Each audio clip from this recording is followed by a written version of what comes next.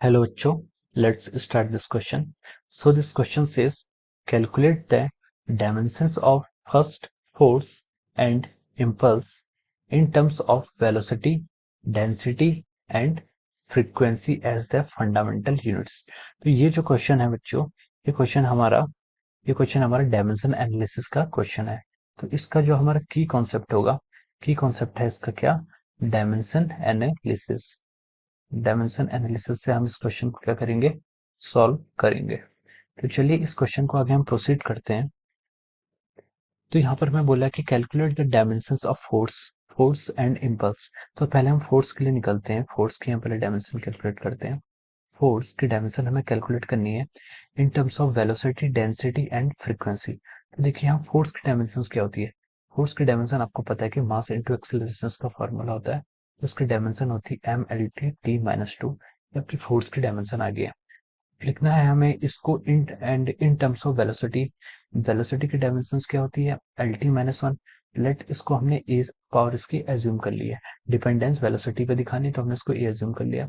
और आपकी डेंसिटी की क्या होती है? डेंसिटी होता है आपका मास पर यूनिट वॉल्यूम। तो उसकी डायमेंशन होती है मास पर यूनिट वॉल्यूम, जिसको हम mL³ - 3 लिख सकते हैं। ये आपका बी आपका डेंसिटी हो गया। एंड फ्रीक्वेंसी की डायमेंशन होती है आपकी T⁻⁻1 1/टाइम। ये आपकी फ्रीक्वेंसी होती है। इस पर डिपेंडेंसी हमने ए से यहाँ पर डिनोट कर दी है। तो अब देखिए, अब हम यहाँ से इन दोनों को इक्वेट करते हैं। इक्वेट करने के बाद हम यहाँ से देखते हैं कि देखिए एम सिर्फ यहाँ पर इस पर आ रहा है, तो हम यहाँ से लिख सकते हैं कि एम की जो पावर है वो कितनी है? बी है। एल यहाँ से ए आ रहा है और यहाँ से -3 भी आ रहा है, तो हम यहाँ से एल की जो टोटल डायमेंशन है उसको लिख सकते हैं A minus of your 3b। अब हम देखें यहाँ पर टाइम की, तो टाइम कितना आ रहा है? टाइम आ रहा है आपके यहाँ से -a, और जो लास्ट वाले टर्म्स है उससे आ रहा है आपका -c। तो अब हम इनको सब इस साइड से इक्वेट करें तो हम देखेंगे कि यहाँ पर से हमें, जो आप यहाँ पर इक्वेट करके देख सकते हैं लेफ्ट हैंड साइड के एक्सप्रेशन से, तो मास एम राइट हैंड साइड में लिखा है आपका m⁻b, और लेफ्ट हैंड साइड में m⁻1 ही है। तो हम यहाँ से लिख सकते हैं डायरेक्ट b की वैल्यू कितनी आ जाएगी? यहाँ से 1 हो जाएगी। और यहाँ से देखिए एल लेंथ का देखिए, तो लेफ्ट हैंड साइड में एल की वैल्यू कितनी है? 1 है। और राइट हैंड साइड में जो एल है, एल की पावर कितनी है? a-3b। ये आपका लेंथ का आ जाएगा। अब आप टाइम को देखिए, टाइम को देख के हम बोल सकते हैं कि लेफ्ट हैंड साइड में जो टाइम की पावर है वो कितनी है? -2। और राइट हैंड साइड में आपकी जो टाइम है वो टाइम है आपका -a-c। तो अब हमें ये तीनों इक्वेशंस को सॉल्व करना है। तो देखिए सबसे पहले b=1 है। ये तो हमें इस क्वेश्चन से आपको गिवन आ गया है, इसमें से आपको डायरेक्ट पता है। अब हम a को कैलकुलेट करते हैं। a-3 इंटू b की वैल्यू 1 है, तो हम लिख सकते हैं 1 = a-3। और यहाँ से हम अगर a को कैलकुलेट करें तो a आ जाएगा 4। तो a की वैल्यू कितनी आ गई आपकी? 4 आ गई है। और b की वैल्यू आपको यहाँ से पता थी कितनी है? a1 पता है। अब देखिए हमें c की वैल्यू निकालनी, तो -2 इज इक्वल टू -a-c।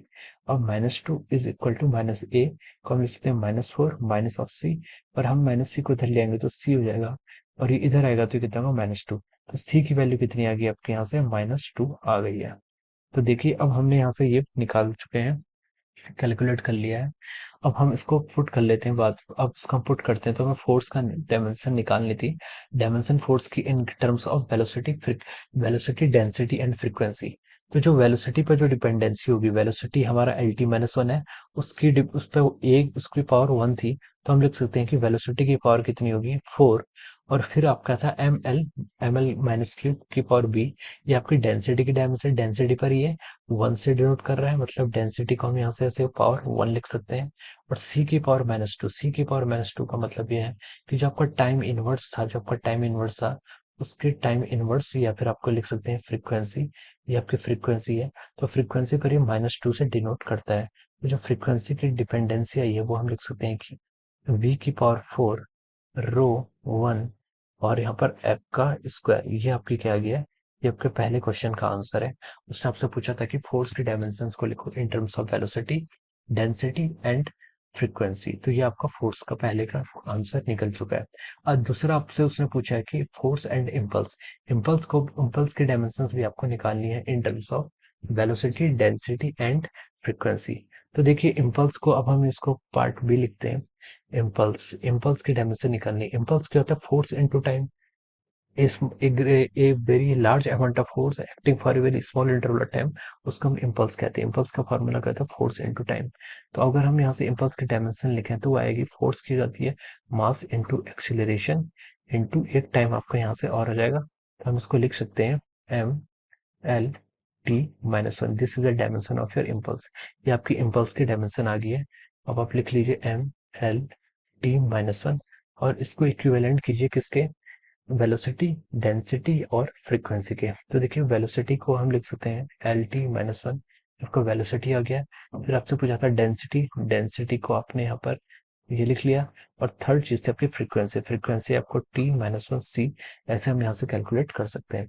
अब देखिए फिर से यहाँ पर आपको वही चीज करना है जो आपने पहले किया हुआ था। अब यहाँ से देखिए एल, एल की पावर कितनी आती है, एल, एल यहाँ से ए आएगा और यहाँ से माइनस थ्री बी, तो एल को लिख सकते हैं A minus three B. M, M के लिए हम यहाँ सकते हैं एम यहाँ पर बी में आएगा, तो एम की पावर कितनी आएगी पी। और फिर हम टाइम पे देखते हैं, तो टाइम क्या माइनस ए, और लास्ट वाले से माइनस सी, टाइम माइनस ए माइनस सी, तो ये आपकी डायमेंशन आ गई। अब यहाँ से दोनों साइड्स की इक्वेशन को इक्वेट कीजिए, M L T minus one, और इसको हम अगर इक्वेट करेंगे तो हम यहाँ से देखेंगे कि यहाँ से बी की वैल्यू कितनी आ गई, आपकी वन आ रही है बी की वैल्यू। और ए माइनस थ्री बी की वैल्यू कितनी आ रही है, वो भी आपकी वन की इक्वल आ रही है। और माइनस ए माइनस सी की वैल्यू कितनी आ रही है, माइनस वन के इक्वल आ रही है। तो चलिए बी की वैल्यू वन हमें पता है, तो हम इस इक्वेशन में पुट करते हैं, तो ये आ जाएगा A minus three is equal to one. तो यहाँ से हम लिख सकते हैं ए की वैल्यू कितनी आ गई, फोर। ए की वैल्यू फोर आपको यहाँ से गिवन होगी। अब इस ए की फोर वैल्यू का इस इक्वेशन में पुट करिए, minus four minus C is equal to minus one. तो हम सी को इस साइड ले आएंगे, तो माइनस फोर प्लस वन कितना हो जाएगा, minus three is equal to C. तो ये आपके सी की वैल्यू आ गई। ए की वैल्यू आपको पता है और बी की वैल्यू आपने कैलकुलेट की, बी की वैल्यू वन आ गई। तो आप डिपेंडेंसी देखिए, अब आपके इम्पल्स की डिपेंडेंसी देखनी थी। हम यहाँ से लिखे हैं इम्पल्स की जो डिपेंडेंसी आ रही है, वो आ रही है कि आपकी वेलोसिटी, अल्टी माइनस वन क्या थी, वेलोसिटी, वेलोसिटी की पावर फोर, वेलोसिटी पर फोर पावर पे है, और बी पर वन है, बी बी बी मतलब आपका डेंसिटी, डेंसिटी ऐसा जाएगा। और सी की वैल्यू माइनस थ्री है, सी आपकी क्या थी, फ्रीक्वेंसी, फ्रीक्वेंसी को हम यहाँ से माइनस थ्री को नीचे लेंगे तो फ्रीक्वेंसी की power three. So this is the formula. तो ये आपके क्या आ जाएंगे formula, those formula which we have derived using our dimension analysis. तो डायमेंशन एनालिसिस का यूज करके हमने यहाँ पर दोनों फॉर्मूले डिराइव कर दिए हैं। So these are the correct answer of these questions. So I hope you understood this concept. Thank you so much.